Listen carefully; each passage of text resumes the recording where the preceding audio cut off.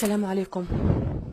معكم فاطمة البكري، طبعا ابنة القدس، لكن اليوم أنا سائحة في مدينة القدس.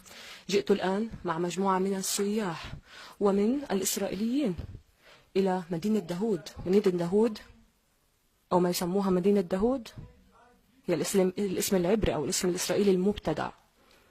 هذه مدينة كاملة تحت الأرض، تحت المسجد الأقصى المبارك، وهي قريبة جدا من سلوان، يعني مطلة على سلوان ومطلة على المسجد الأقصى المبارك، وكلها تحت الأرض. أنا الآن موجودة تحت الأرض أسمع شرح عن المدينة التي خلقت فيها، أسمع تاريخها من المحتل.